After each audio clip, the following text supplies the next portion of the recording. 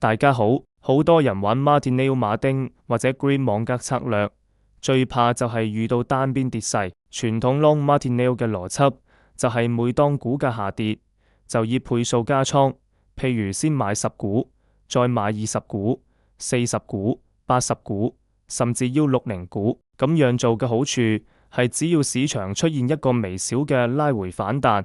拉低平均成本價之後，就可以整組 take profit 獲利離場，勝率非常之高。相反，如果用傳統嘅單一持倉先個 position 交易，雖然你嘅風險一早被止損鎖定，但只要股價一跌，你就必須等待市場大幅反彈越過你嘅買入價，先有機會平手或者獲利。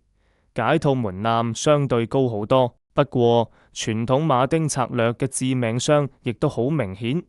如果股票遇到極端單邊市，一插到底完全唔反彈，無限制咁倍數加倉，甚至用埋孖展，資金就會呈幾何級數暴增，最後唔單只有爆倉危險，仲會變成本金被套牢嘅深海蟹貨。唔想爆倉又想有超高勝率，今日介紹呢套我自己編寫嘅100+ Martinelli Counter Trading View 指標，大家可以睇一睇呢個表。喺台積電 TSM 1小時圖回測，就算加到 Level 4，最高風險永遠鎖住喺一個 R， 勝率高達 85.3%。這代表就算市場暴跌，最高虧損亦只係鎖定係自己設定嘅金額，解決一旦爆倉輸好多錢嘅致命傷。呢套系統嘅核心邏輯就係利用統計學嘅 C-score 去揾市場嘅極端反轉點。輸入 A 嘅 Min Link 負責設定市場嘅中心平衡線，輸入 B 嘅 STD Depth Link 會計反歷史波動率，而輸入 C 嘅 Outlier C Threshold 就係我哋嘅過爐器。當價格偏離中心線超過2.5至3個標準差，即係代表市場已經進入統計學上嘅超買極端區，配合埋下面嘅 Stochastic 同 RSI Filter 去做 Double Confirm，系統先會觸發第一層 POI 入場信號。喺網格設定方面，我哋用咗 ATR 動態間距，系統會根據當前嘅市場波動率，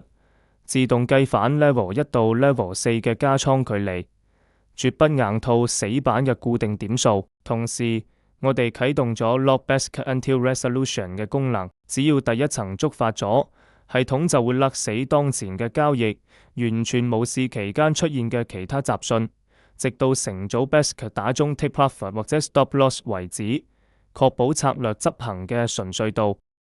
我哋一齊睇睇實盤圖表表現。喺 TSM、Tesla、TQQQ 同 Apple 嘅1小時同4小時圖上面，呢套指標嘅表現極度穩定。需要留意，呢套指標主要係提供極具參考價值嘅 level 提示線。當價格向下插，系統會自動幫你計算並顯示 level 1買入點。如果市場繼續落，圖表亦會自動更新 level 2同 level 3嘅參考加倉位置。同時，圖表上面嘅 average entry 平均成本線同 take profit 綠線亦會自動向下移，清楚話俾你知喺邊個位置手動開單同平倉。你只需要跟住指標嘅提示線去操作。當市場出現一個微細嘅拉回反彈，成組單就可以輕鬆 take profit 獲利離場。喺實測當中，勝率普遍高達78%至88%。如果你都想擺脫主觀情緒 trading， 用數據同系統去打造專屬自己嘅量化優勢，歡迎加入我哋嘅100+ 量化交易小組 Patreon， 成為 Basic 會員就可以獲得所有 TradingView 獨家量化指標嘅試用權。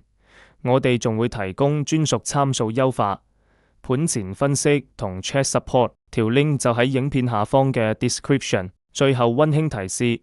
本影片同 Patreon 提供嘅指標僅供量化研究同教學用途，絕對唔構成任何投資建議。金融交易涉及高風險，大家記得要做好自己嘅風控啊！